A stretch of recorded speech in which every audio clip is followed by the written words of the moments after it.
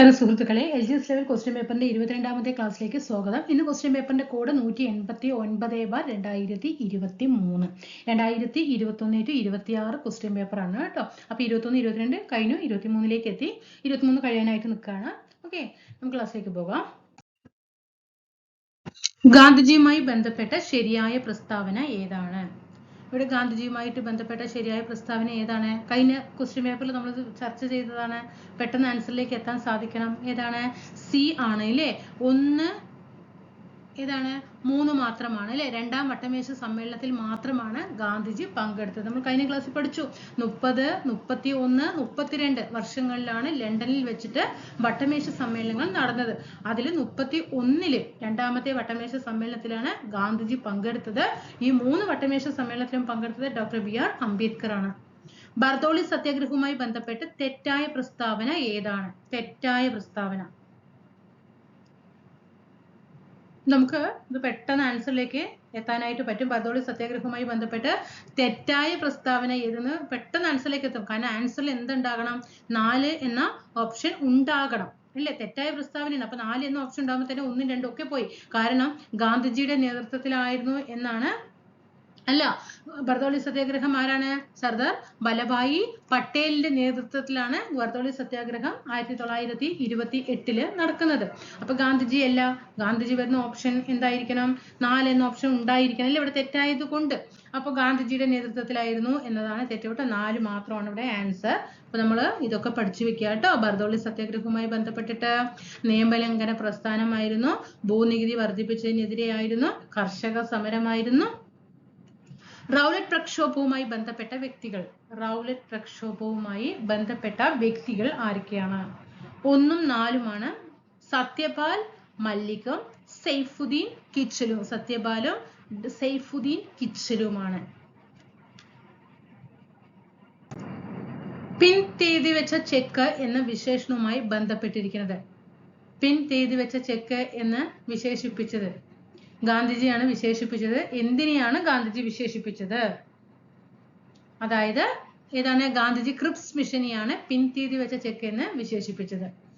1857 British വിരുദ്ധ കലാപകാലത്ത് ഡൽഹിയിൽ കലാപത്തിന് നേതൃത്വം കൊടുത്തവർ ആരെല്ലാമാണ്? ഡൽഹിയിൽ കലാപത്തിന് നേതൃത്വം കൊടുത്തത് 1857 ഒന്നാം സ്വാതന്ത്ര്യ സമര കാലത്ത് ഡൽഹിയിൽ നേതൃത്വം നൽകിയത് ആരാണ്? 4 ജനറൽ ഭക്ത് ഖാനും ബഹദൂർ ഷാ രണ്ടാമനും. ജനറൽ ഭക്ത് ഖാനും പിന്നെ ബഹദൂർ ഷാ രണ്ടാമനും. നാനാ സാഹിബ് കാൺപൂരിലാണ് കേട്ടോ. നാനാ സാഹിബ് കാൺപൂരിലാണ്. ലക്നൌവിലാണ് ഝാൻസി റാണി. ഇന്ത്യൻ ഭരണഘടനാ നിർമ്മാണ സഭയുടെ ആദ്യ സമ്മേളന വേദിയായ കോൺസ്റ്റിറ്റ്യൂഷൻ ഹാള് സ്ഥിതി ചെയ്യുന്നത് എവിടെയാണ്? ഡൽഹിയിലാണ്. ഇന്ത്യൻ ഭരണഘടനാ നിർമ്മാണ സഭയുടെ ആദ്യത്തെ സമ്മേളന വേദിയായ കോൺസ്റ്റിറ്റ്യൂഷൻ ഹാൾ സ്ഥിതി ചെയ്യുന്നത് ഡൽഹിയിലാണ്. ഇന്ത്യൻ ഭരണഘടനാ നിർമ്മാണ സഭയിൽ അംഗമായിരുന്ന മലയാളി വനിത ആരാണ്? ദാക്ഷായണി വേലായുധൻ. ഇന്ത്യൻ ജനതയുടെ മാഗ്ന കാർട്ട എന്ന് വിശേഷിപ്പിക്കപ്പെടുന്ന ഭരണഘടനയുടെ ഭാഗം ഏതാണ്? മാഗ്ന കാർട്ട എന്നറിയപ്പെടുന്നത് ഏതാ? മൗലിക അവകാശമാണ്. യൂണിയൻ ലിസ്റ്റിൽ മാത്രം ഉൾപ്പെടുന്ന വിഭാഗം. യൂണിയൻ ലിസ്റ്റിൽ റെയിൽവേ ആണ്. റെയിൽവേ യൂണിയൻ ലിസ്റ്റിൽ വരുന്നതാണ്. വിദ്യാഭ്യാസം കൺകറന്റ് ലിസ്റ്റിൽ വരുന്നതാണ്. ആരോഗ്യം സ്റ്റേറ്റ് ലിസ്റ്റ്, ജലസേചനം സ്റ്റേറ്റ് ലിസ്റ്റ്.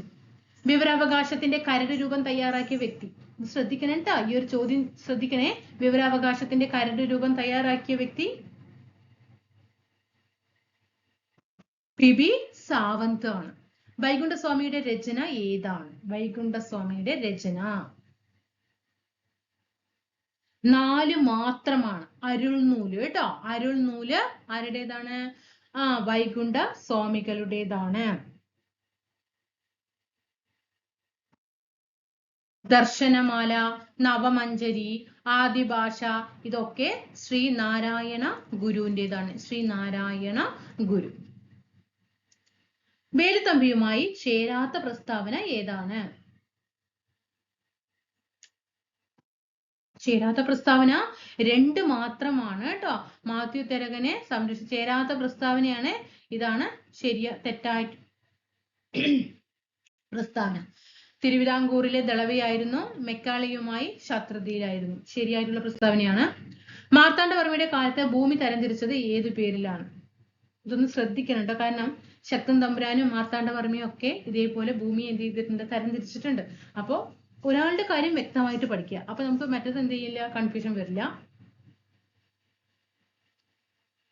ഭൂമി തരംതിരിച്ചത് ഏതു പേരിലാണ്? രണ്ടും കേട്ടോ. ബ്രഹ്മസം, ദേവസ്വം, ദാനം, പണ്ടാരവക. ബ്രഹ്മസം, ദേവസ്വം, ദാനം, പണ്ടാരവക. ആത്മവിദ്യാസംഘം എന്ന സംഘടനയുടെ സ്ഥാപകൻ വാഗ്ബടാനന്ദ്. മലബാർ ബ്രിട്ടീഷ് ഭരണത്തിന് കീഴിലായി. ഈ പ്രസ്താവനയുമായി ബന്ധപ്പെട്ട ശരിയായ വസ്തുതകൾ ഏവ? മലബാർ ബ്രിട്ടീഷുകാരുടെ ഭരണത്തിൽ കൊടുത്തു. ഏത് ഉടമ്പടി പ്രകാരമാണ് ഈ മലബാർ ബ്രിട്ടീഷ് ഭരണത്തിന് കീഴിലായത്? ഇതാണ്. ഏതൊക്കെയാണ്? ശ്രീരംഗപട്ടണം ഉടമ്പടി പ്രകാരവും മൈസൂർ യുദ്ധത്തിൽ ടിപ്പുവിന്റെ തോൽവിയും തുറന്നിട്ടാണ്. മൈസൂർ യുദ്ധത്തിൽ ടിപ്പു സുൽത്താൻ എന്ത് ചെയ്തു? പരാജയപ്പെട്ടു. പിന്നെ 1792 ശ്രീരംഗപട്ടണം ഉടമ്പടി പ്രകാരം മലബാർ ബ്രിട്ടീഷുകാരുടെ ഭരണത്തിന് കീഴിലായി. കേരളത്തിൽ ഏറ്റവും കൂടുതൽ ജലവൈദ്യുത പദ്ധതികൾ ഉള്ള നദി പെരിയാറാണ്. 2022 ലോകകപ്പ് ഫുട്ബോളിനെ ആതിഥേയത്വം വഹിച്ച രാജ്യം? 2022 ലോകകപ്പ് ഫുട്ബോള് ഏതായിരുന്നു? ഖത്തറായിരുന്നു അല്ലെ? ഖത്തറാണ്. ഇനി 2026 ഇനി അടുത്ത അല്ലെ? സൂൺ കമ്മിങ് സൂൺ ആണ് അല്ലെ? ഫിഫ ലോകകപ്പ് എത്തി. എവിടെ വെച്ചിട്ടാണ് നടക്കുന്നത്? നമ്മൾ കഴിഞ്ഞ ക്ലാസ്സിൽ ചർച്ച ചെയ്തതാണ്. വേദിയൊക്കെ നമ്മൾ പറഞ്ഞു എവിടെ വെച്ചിട്ടാണ് നടക്കുന്നത് ഒക്കെ പറഞ്ഞതാണ്. താഴെ ഒന്ന് കമന്റ് ചെയ്യുക. സ്വാതന്ത്ര്യ ലബ്ധിക്ക് ശേഷം ഇന്ത്യ ഏത് വിധത്തിലുള്ള സമ്പദ് വ്യവസ്ഥയാണ് സ്വീകരിച്ചത്? ഇന്ത്യ ഏതാണ്? മിശ്ര സമ്പദ് വ്യവസ്ഥയാണ് അല്ലെ? മിക്സഡ് എക്കണോമിയാണ് എന്ത് ചെയ്തത്? ഇന്ത്യ സ്വീകരിച്ചത്. മിക്സഡ് എക്കണോമി, അതായത് സോഷ്യലിസ്റ്റ് സമ്പദ് വ്യവസ്ഥയും മുതലാളിത്ത സമ്പദ് വ്യവസ്ഥയും കൂടി ചേർന്നതാണ് മിശ്ര സമ്പദ് വ്യവസ്ഥ. ഏത് സംവിധാനത്തിന് പകരമായിട്ടാണ് 2015 ജനുവരി 1 നീതി ആയോഗ് നിലവിൽ വന്നത്? കഴിഞ്ഞ ക്വസ്റ്റ്യൻ പേപ്പറിന്റെ കോഡ് എത്രയായിരുന്നു? ഈ ക്വസ്റ്റ്യൻ പേപ്പറിന്റെ കോഡ് എത്രയാണ്? രണ്ടും അടുത്തടുത്ത കോഡുകളാണ്. എത്ര ക്വസ്റ്റ്യൻ അതിൽ നിന്ന് ഇതിലേക്ക് റിപ്പീറ്റേഷൻ ചെയ്തു? ഇതൊക്കെ നമ്മൾ മനസ്സിലാക്കണം. കേൾക്കുന്നുണ്ടോ? അത് ശ്രദ്ധിച്ചിട്ട് എന്ത് ചെയ്യണം? ക്വസ്റ്റ്യൻ പേപ്പറിന് അത്രത്തോളം ഇമ്പോർട്ടൻറ്റ് കൊടുക്കണം. നിങ്ങൾ എന്ത് സബ്ജക്റ്റ് ഇപ്പോൾ ഒരു ഉദാഹരണം പറയുകയാണെങ്കിൽ ഇപ്പൊ സിലബസ് തന്നു. സിലബസ് ഒക്കെ പ്രിന്റ് എടുത്തിട്ടുണ്ടാകും. എല്ലാം പഠിക്കുന്നുണ്ടാകും. സബ്ജക്ട് വൈസ് ആയിട്ട് ഓരോന്ന് പഠിച്ച് എത്രത്തോളം നിങ്ങൾ റിവിഷൻ ചെയ്തു, എല്ലാം ശരിയാണ്. പക്ഷേ നിങ്ങൾ പ്രീവിയസ് ക്വസ്റ്റ്യൻ പേപ്പറുകളിനെ പരിചയപ്പെടാതെയാണ് ഇതെല്ലാം പഠിച്ച് റിവിഷൻ ചെയ്തിട്ട് പോയാലും നമ്മൾ വിചാരിച്ചത്ര റിസൾട്ട് നമുക്ക് എന്ത് ചെയ്യാൻ പറ്റില്ല? നേടിയെടുക്കാനായിട്ട് പറ്റില്ല. അതിന് ക്വസ്റ്റ്യൻ പേപ്പർ തന്നെ പരിചയപ്പെടണം. അടുത്തത് ഏതാണ്? ആസൂത്രണ കമ്മീഷനാണ് അല്ലെ? ഇന്ത്യൻ പഞ്ചവത്സര പദ്ധതിയുടെ ശില്പി പ്രശാന്ത് ചന്ദ്ര മഹലനോബിസ്. ഇന്ത്യയെ ഭക്ഷ്യധാന്യങ്ങളുടെ കാര്യത്തിൽ സ്വയം പര്യാപ്തത കൈവരിക്കാൻ പ്രാപ്തമാക്കിയത് ഹരിത വിപ്ലവമാണ്. 1962 ഇൻഡോ ചൈന യുദ്ധത്തിന്റെ രാഷ്ട്രീയ കാരണം എന്താണ്? എന്ത് കൊണ്ടാ ഇന്ത്യ ചൈന വാർ നടക്കാൻ കാരണം? 1962 എന്താണ്? ദലൈലാമയ്ക്ക്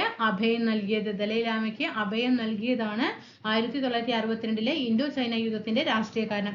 ഇന്ത്യ ഇപ്പോൾ എത്രാമത്തെ പഞ്ചവത്സര പദ്ധതിയുടെ കാലത്താണ്? ഇത് വേണ്ട, ഇത് പേസിന്റെ ക്വസ്റ്റ്യൻ ഡിലീഷൻ ചെയ്തിട്ടുണ്ട്. റിസർവ് ബാങ്ക് ഓഫ് ഇന്ത്യയുടെ 24ാമത്തെ ഗവർണറായിട്ട് 2016 സ്ഥാനമേറ്റത് ആരാണ് എന്നാണ് ഇവിടെ ചോദ്യം. നമുക്കിപ്പോ അതിന്റെ ആവശ്യമില്ല അല്ലെ? ഊർജിത് പട്ടേലാണ്. അപ്പൊ ഇപ്പോഴത്തെ റിസർവ് ബാങ്ക് ഗവർണർ ആരാണ്? റിസർവ് ബാങ്കിന്റെ ഗവർണർ പറഞ്ഞു കഴിഞ്ഞിട്ടുണ്ടാവും അല്ലെ? ആരാണ്? സഞ്ജയ് മൽഹോത്ര. ഇപ്പോ ആരാണ്?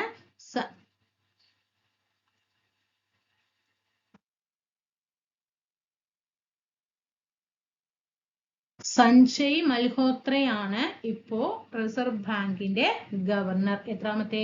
26ാമത്തെ ഗവർണർ.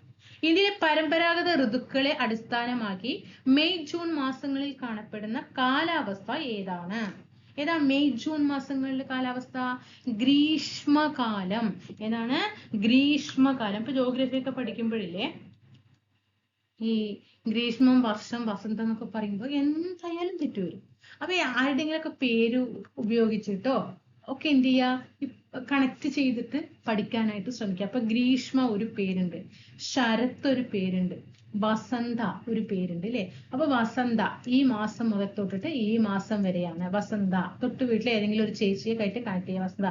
പിന്നെ നിങ്ങളുടെ ഒരു ഫ്രണ്ട് ഉണ്ട് ഗ്രീഷ്മ, ആ ഗ്രീഷ്മന്റെ വെച്ചിട്ട് ഒരു ഇതാക്കുക. ശരത്ത് ഒരു ഫ്രണ്ട് ഉണ്ട്. അങ്ങനെ അവർക്കൊക്കെ ഓരോ മാസങ്ങൾ കൊടുക്കുക കേട്ടോ. അപ്പൊ നമുക്ക് എന്ത് ചെയ്യും, ആ ആൻസറിലേക്ക് എത്താൻ പറ്റും. ഇപ്പൊ ഇതൊന്നും പഠിച്ചില്ലേ, മെയ് ജൂൺ മാസങ്ങളിൽ കാണുന്ന കാലാവസ്ഥയാണ് ഗ്രീഷ്മകാലം എന്ന് നമ്മൾ പഠിച്ചു അല്ലേ. അപ്പൊ ഒരു ഓർക്കുക, മെയ് ജൂൺ അല്ലെ, മെയ് വെക്കേഷൻ ഒക്കെ കഴിഞ്ഞ് ജൂൺ മാസം സ്കൂൾ തുറക്കും അല്ലെ. മെയ്യിൽ വെക്കേഷൻ ആണ്, ജൂണിൽ സ്കൂൾ തുറക്കണം. അപ്പൊ ഗ്രീഷ്മ എന്ത് ചെയ്യും, ഗ്രീഷ്മയ്ക്ക് സ്കൂളിൽ പോണ്ടേ, സ്കൂളിൽ പോകണം അല്ലേ. അപ്പൊ അത് തെറ്റിക്കില്ലാലോ, ഗ്രീഷ്മയാണ് കേട്ടോ. അങ്ങനെ ഓരോന്നോരോന്നായിട്ട് ഓർത്തു പഠിക്കുക. ഭൂപ്രകൃതി അനുസരിച്ച് കേരളത്തെ എത്രയായിട്ട് തരംതിരിക്കാം, എത്രയാ ഭൂപ്രകൃതി അനുസരിച്ചിട്ട്. നമ്മൾ ഇന്നലെ ഷോർട്ട് ക്വസ്റ്റ്യൻസ് അല്ലേ, എന്തായാലും പ്രിലിംസിന് ക്വസ്റ്റ്യൻ പേപ്പറിൽ പ്രതീക്ഷിക്കാവുന്ന ക്വസ്റ്റ്യൻസ് വെച്ച് നമ്മൾ ക്ലാസ് സ്റ്റാർട്ട് ചെയ്തിട്ടുണ്ട്. ആ ക്ലാസ് ഇതിലൊക്കെ നമ്മൾ എന്ത് ചെയ്തു, ഈ വിഷയങ്ങൾ ചർച്ച ചെയ്തു അല്ലെ. 3 ആണ് അല്ലെ. ഭൂപ്രകൃതി അനുസരിച്ചിട്ട് കേരളത്തെ എത്രയായി തരംതിരിക്കാം, 3. ഏതൊക്കെയാ, മലനാട്, ഇടനാട്, തീരപ്രദേശം.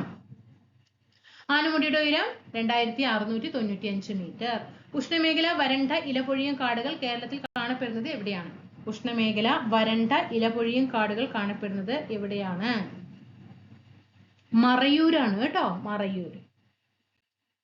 കേരളത്തിലെ ഏറ്റവും കുറഞ്ഞ ജനസാന്ദ്രതയുള്ള ജില്ല, കേരളത്തിലെ ഏറ്റവും കുറഞ്ഞ ജനസാന്ദ്രതയുള്ള ജില്ല ഇടുക്കിയാണ്. കുറഞ്ഞ ജനസാന്ദ്രത ഉള്ള ജില്ല. ഉഷ്ണകാലത്ത് ഇന്ത്യയിൽ ഏറ്റവും കൂടുതൽ ചൂട് അനുഭവപ്പെടുന്നത്, ഉഷ്ണകാലത്ത് ഇന്ത്യയിൽ ഏറ്റവും കൂടുതൽ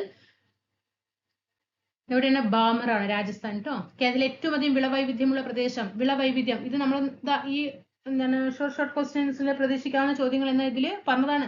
എവിടെയാണ്, ഇടനാട്ടിലാണ് അല്ലെ, ഇടനാട്ടിലാണ്. നദികളെല്ലാം 44 നദികളും ഉത്ഭവിക്കുന്നത് എവിടെ നിന്നാ, മലനാടിൽ നിന്നാണ്. കേരളത്തിലെ ആദ്യത്തെ ജലസേചന പദ്ധതി, കേരളത്തിലെ ആദ്യത്തെ ജലസേചന പദ്ധതി പീച്ചിയാണ്, തൃശ്ശൂർ ജില്ലയിലെ പീച്ചി. ഏറ്റവും കൂടുതൽ കടൽ തീരമുള്ള ജില്ല കണ്ണൂർ. കേരളത്തിലെ ഏറ്റവും വടക്കേ അറ്റത്തുള്ള ചുരം, കേരളത്തിന്റെ ഏറ്റവും വടക്കേ അറ്റത്തുള്ള ചുരം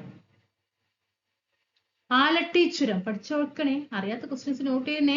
കേരളത്തിലെ ഏറ്റവും വടക്കേ അറ്റത്തുള്ള ചുരം ആലട്ടി ചുരം. ഇന്ത്യയിലെ ആദ്യത്തേതും ഏഷ്യയിലെ ഏറ്റവും നീളം കൂടിയതുമായ സൈക്കിൾ ഹൈവേ താഴെ പറയുന്ന ഏത് സംസ്ഥാനത്തിലാണ് തുറന്നു കൊടുത്തത്. ഇന്ത്യയിലെ ആദ്യത്താണ്, ഏഷ്യയിലെ ഏറ്റവും നീളം കൂടിയതാണ് സൈക്കിൾ ഹൈവേ. ഉത്തർപ്രദേശിലാണ്. ഇന്ത്യൻ മഹാസമുദ്രത്തിലെ ഏറ്റവും ആഴം കൂടിയ ഭാഗം, ഇന്ത്യൻ മഹാസമുദ്രത്തിലെ ഏറ്റവും ആഴം കൂടിയ ഭാഗം വാർട്ടൺ ഗർത്തമാണ്. ഇന്ത്യൻ മഹാസമുദ്രം വാർട്ടൺ ഗർത്തമാണ്. കിഴക്കോട്ട് ഒഴുകുന്ന നദികളിൽ നീളം കുറഞ്ഞ നദി പാമ്പാറാണ്. കബനി ഏറ്റവും വലുത്, ചെറുത് പാമ്പാറ്. തെളിഞ്ഞ ദിനാന്തരീക്ഷ സ്ഥിതിയിൽ വളരെ ഉയരങ്ങളിൽ നേർത്ത തൂവൽ കെട്ടുകൾ പോലെ കാണപ്പെടുന്ന മേഘം സിറസ് മേഘമാണ്. തെളിഞ്ഞ ദിനാന്തരീക്ഷ സ്ഥിതി, ഒന്ന് പുറത്തേക്ക് മനസ്സിലൊന്ന് പിക്ചർ കൊണ്ടുവന്നേ. നമ്മുടെ അന്തരീക്ഷം മുഴുവൻ തെളിഞ്ഞു നിൽക്കുന്നു, വളരെ ഉയരങ്ങളില് തൂവലിന്റെ കെട്ടൂവലുകൾ പോലെ നിൽക്കുന്നു. ആ മേഘം ഏതാ, സിറസ് ആണ്, സിറസ്. ഇന്ത്യൻ ഒളിമ്പിക് അസോസിയേഷന്റെ പ്രസിഡന്റ് ആയിട്ട് തെരഞ്ഞെടുക്കപ്പെട്ട ആദ്യ മലയാളി PT ഉഷ. സുന്ദരവനം എന്ന പേര് ലഭിക്കാൻ കാരണമായ കണ്ടൽ ചെടി, സുന്ദരവനം, പശ്ചിമ ബംഗാളിലെ അല്ലെ, സുന്ദരവനം കണ്ടൽ ചെടി. എന്താ, ഏത് ആ പേര് ലഭിക്കാൻ കാരണം എന്താ, ആ പേരിൽ നിന്ന് തന്നെ ഉണ്ടാവും അല്ലേ, ഉണ്ടോ, സുന്ദരി കണ്ടൽ. നമ്മൾ എക്സാം ഹാളിൽ വിചാരിക്കും PSC ഇങ്ങനെയൊക്കെ അങ്ങോട്ട് ഈസി ആയിട്ട് തരുമോ, സുന്ദരിവനം സുന്ദരി, തരില്ല, ഞാൻ ഇതിൽ വേറെ ഏതെങ്കിലും ചെയ്യട്ടെ എന്ന് പറഞ്ഞിട്ട് വേറെ ഓപ്ഷനിലേക്ക് അങ്ങോട്ട് എത്തും അല്ലേ. വീടെത്തുമ്പോൾ സുന്ദരി തന്നെ ആയിരിക്കും. കറുത്ത മണ്ണ് കാണപ്പെടുന്ന ജില്ല പാലക്കാട്. പാലക്കാട് ജില്ലയിലെ എവിടെ, പ്രീവിയസ് ചോദ്യമാണ്, ചിറ്റൂരാണ്. ഇന്ത്യയുടെ ധരാതലീയ ഭൂപടങ്ങൾ നിർമ്മിക്കുന്ന ഔദ്യോഗിക ഏജൻസി, ധരാതലീയ ഭൂപടങ്ങൾ നിർമ്മിക്കുന്ന ഔദ്യോഗിക ഏജൻസി സർവേ ഓഫ് ഇന്ത്യ. ദേശീയ സരസ് മേളയ്ക്ക് കേരളത്തിൽ ആതിഥ്യമരുളിയ ആദ്യത്തെ ജില്ല, ദേശീയ സരസ് മേളയ്ക്ക് കേരളത്തിൽ ആതിഥ്യമരുളിയ ആദ്യമായി വന്ന ജില്ല ഇതാ എന്ന ചോദ്യം, കോട്ടയമാണ്. ആധുനിക ഇന്ത്യയിലെ സാമൂഹ്യ പുനരുദ്ധാരണത്തിന് വേണ്ടി സ്വാമി ദയാനന്ദ സരസ്വതി സ്ഥാപിച്ച പ്രസ്ഥാനം ആര്യസമാജമാണ്. ആര്യസമാജം. അണക്കെട്ടുകൾ ഇന്ത്യയുടെ വികസനത്തിന്റെ മഹാക്ഷേത്രങ്ങൾ എന്ന് വിശേഷിപ്പിച്ച വ്യക്തി ജവഹർലാൽ നെഹ്റു. 42ാം ഭരണഘടനാ ഭേദഗതി പ്രകാരം ഭരണഘടനയുടെ ആമുഖത്തിൽ കൂട്ടിച്ചേർക്കപ്പെട്ട ആശയങ്ങൾ ഏതൊക്കെയാണ്? പുതിയതായിട്ട് ആശയങ്ങൾ കൂട്ടിച്ചേർത്തത്? മതേതരത്വവും സ്ഥിതിസമത്വവും ട്ടോ. മതേതരത്വം, സ്ഥിതിസമത്വം. മൈക്കൽ ആഞ്ചലോയുടെ ലാ പിയാത്തെ എന്ന പ്രശസ്ത ശില്പത്തിന്റെ മലയാള അർത്ഥം. മൈക്കൽ ആഞ്ചലോയുടെ ലാ പിയാത്തെ എന്ന പ്രശസ്ത ശില്പത്തിന്റെ മലയാള അർത്ഥം? ലാപ്പിയാത്തി, കരുണ. സ്വർണ്ണ ജയന്തി ഷഹാരി റോസ്ഗാർ യോജനയെ സംബന്ധിച്ച ശരിയായ പ്രസ്താവന തെറ്റിക്കോ? ഇനി തെറ്റിക്കോ? ഇത് എത്രാമത്തെ ക്വസ്റ്റ്യൻ പേപ്പറാണ്? 22ാമത്തെ ക്വസ്റ്റ്യൻ പേപ്പറാണ്. എത്ര ക്വസ്റ്റ്യൻ പേപ്പർ ഈ സ്വർണ്ണ ജയന്തി ഷഹാരി റോസ്ഗാർ യോജന കണ്ടു? ശരിയായ പ്രസ്താവന എന്താ? നഗരങ്ങളിലെ തൊഴിൽരഹിതർക്ക് പ്രയോജനം, സ്വയം തൊഴിൽ പ്രോത്സാഹിപ്പിക്കുന്നു കേട്ടോ. ഇതാണ് ഇന്ത്യൻ ഇലക്ഷൻ കമ്മീഷനിലെ പുതിയ അംഗം. 49 ഇതിൽ അരുൺ ഗോയലാണ് കേട്ടോ. International children's day 2022 ആപ്തവാക്യം. ഓരോ കുട്ടിയെയും ഉൾപ്പെടുത്തുക. അത് 22-ലാണ്. അതവിടെ അത് വേണ്ട കേട്ടോ, ഞാൻ പറഞ്ഞേ ഉള്ളൂ. 2022 ഫിഫ വേൾഡ് കപ്പ് മത്സരങ്ങൾക്ക് ഉപയോഗിച്ച ഫുട്ബോളിന് നൽകിയിട്ടുള്ള പേര്. 22-ലെ ഫുട്ബോളിന്റെ പേരെന്താ? അൽ റഹില. ഇപ്പോഴെന്താ? ട്രിയാൻഡയോ. എന്താണ്? ട്രിയാൻഡേ അല്ലേ? അങ്ങനെയല്ലേ? ഞാൻ വായിച്ചതിന്റെ ഒരു ഓർമ്മ. തെറ്റുണ്ടെങ്കിൽ താഴെ ഒന്ന് കമന്റ് ചെയ്യട്ടോ. സ്വതന്ത്ര ഇന്ത്യയിലെ ആദ്യത്തെ പൊതു തെരഞ്ഞെടുപ്പിൽ ആദ്യ വോട്ട് രേഖപ്പെടുത്തുകയും കഴിഞ്ഞ ഹിമാചൽ പ്രദേശ് നിയമസഭാ തെരഞ്ഞെടുപ്പിൽ തന്റെ 34ാമത്തെ വോട്ട് രേഖപ്പെടുത്തുകയും ചെയ്ത വ്യക്തി ഷാൻശരൻ നേഗി. അദ്ദേഹം ഇടയ്ക്ക് അന്തരിച്ചു കേട്ടോ. മനുഷ്യനിൽ ആഹാര വസ്തുക്കൾ കടിച്ചു കീറാൻ കോടിട്ട് വന്നിട്ടുണ്ടായിരുന്നു ഞാൻ. കടിച്ചു കീറാൻ കോമ്പല്ല്. പ്രോട്ടീനുമായി ബന്ധപ്പെട്ട ശരിയായ പ്രസ്താവന. പ്രോട്ടീനുമായി ബന്ധപ്പെട്ട ശരിയായ പ്രസ്താവന 2ഉം 4ഉമാണ്. ശരീര നിർമ്മിതിക്ക് ആവശ്യമായ ആഹാര ഘടകമാണിത്. അവിടെ ഒരു ചോദ്യം കിടക്കണ്ട, ശ്രദ്ധിക്കണം. നിർമ്മിതി. പ്രോട്ടീൻ കുറയുന്നത് വളർച്ച കുറയുന്നതിന് കാരണമാകുന്നു. പ്രോട്ടീൻ കുറഞ്ഞാൽ വളർച്ച കുറയുന്നതിന് കാരണമാകുന്നു. കേരള കാർഷിക സർവകലാശാല വികസിപ്പിച്ചെടുത്ത കേരളത്തിന്റെ സാഹചര്യത്തിൽ നന്നായി വളരുന്ന വിത്തിനമാണ് പ്രിയങ്ക. പ്രിയങ്ക പാവലാണ്. കൈപ്പിക്കാവറിയില്ലേ? പ്രിയങ്ക പാവലിനമാണ്. വരയാടുകൾ സംരക്ഷിക്കപ്പെട്ടിട്ടുള്ള ദേശീയോദ്യാനം ഇരവികുളം ദേശീയോദ്യാനമാണ്. കേരളത്തിലെ ഏറ്റവും വലിയ ദേശീയോദ്യാനമാണ്. കേരളത്തിലെ ആദ്യത്തെ ദേശീയോദ്യാനമാണ് വരയാടുകൾ സംരക്ഷിക്കപ്പെട്ടത് ഇടുക്കി ജില്ലയിൽ. ഒരു ഭക്ഷ്യശൃംഖലയിലെ അവസാന കണ്ണി മാംസ്യഭോജിയാണെങ്കിൽ ആദ്യത്തെ കണ്ണി ആരാണ്? അത് ഹരിത സസ്യങ്ങളാണ്. 2021 പരിസ്ഥിതി സന്ദേശം അവിടെ നിൽക്കട്ടെ. എങ്കിൽ 2026 ജൂൺ 5 പരിസ്ഥിതി ദിന സന്ദേശം എന്താണ്?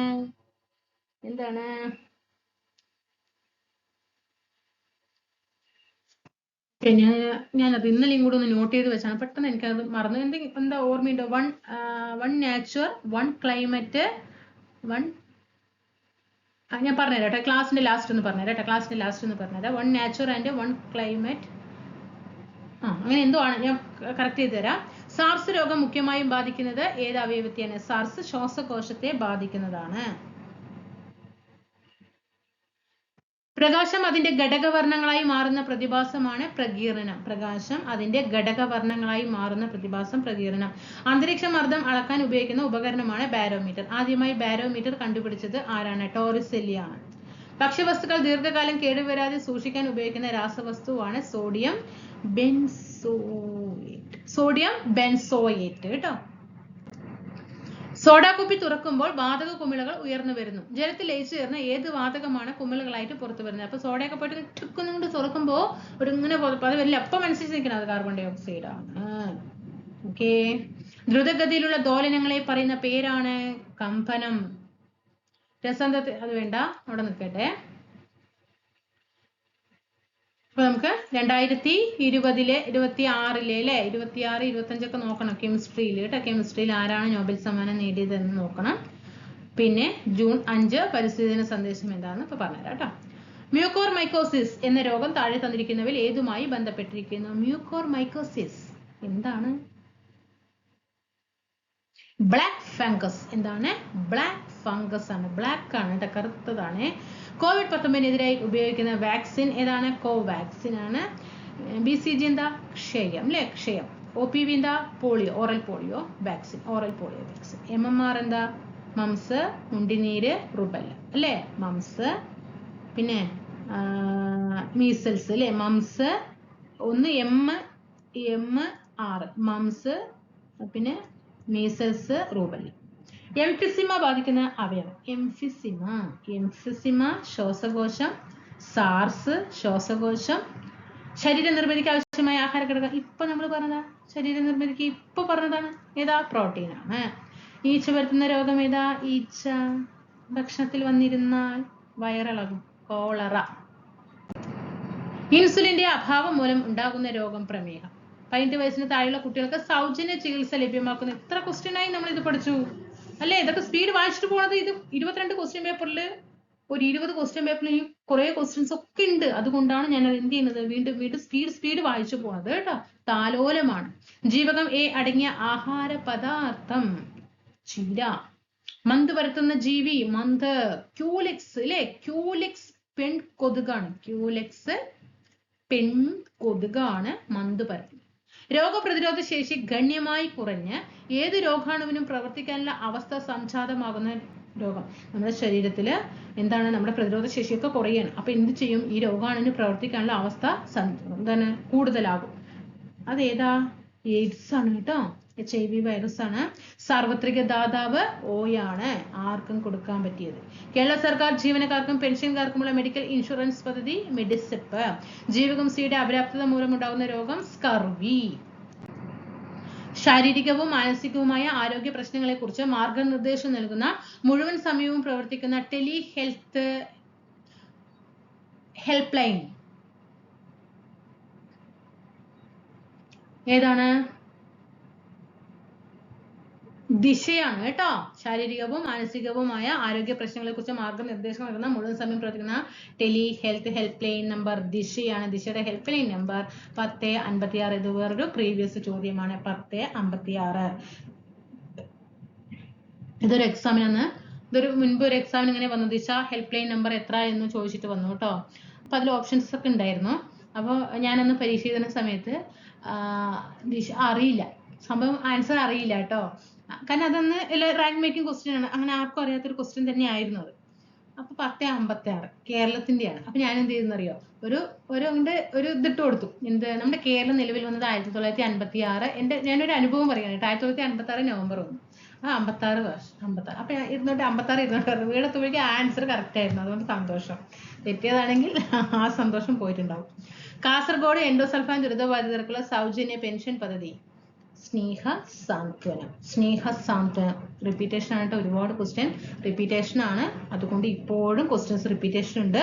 പഠിക്കാം. കുറേ ക്വസ്റ്റ്യൻ പേപ്പർ നോക്കുമ്പോൾ ഇപ്പൊ നമ്മൾ 2021 തുടങ്ങിയില്ലേ, 21 തുടങ്ങി 2026 ക്വസ്റ്റ്യൻ പേപ്പർ നമ്മൾ അവസാനിപ്പിക്കും അല്ലേ?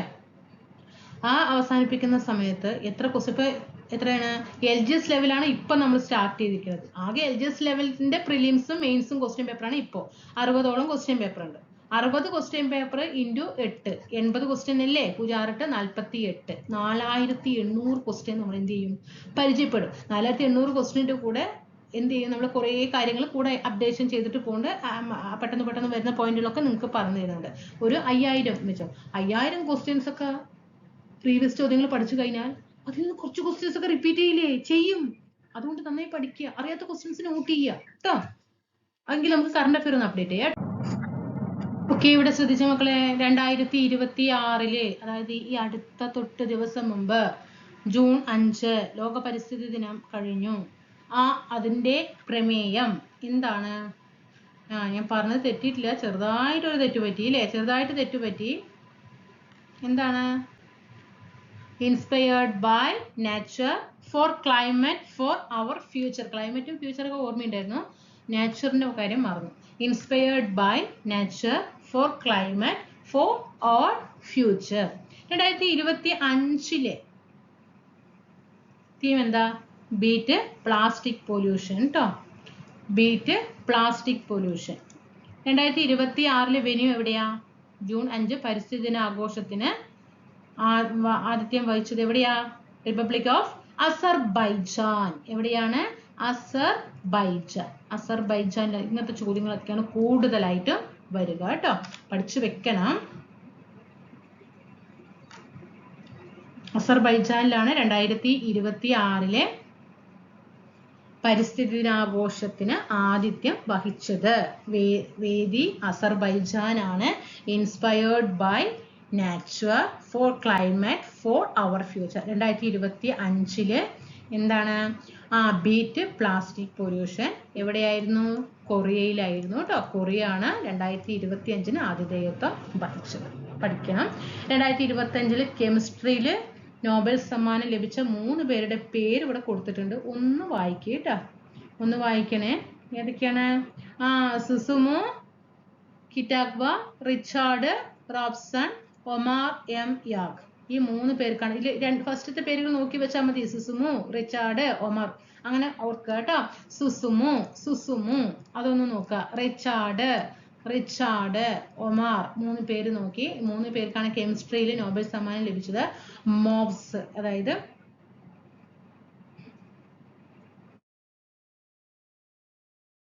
വെയിറ്റ് ചെയ്യണേ.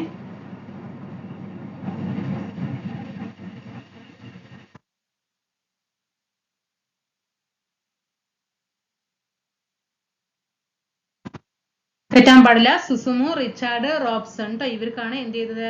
പുരസ്കാരം ലഭിച്ചത്. അതായത് MOS പറയുമ്പോൾ മെറ്റൽ ഓർഗാനിക് ഫ്രെയിം വർക്ക്സ് കേട്ടോ. Metal organic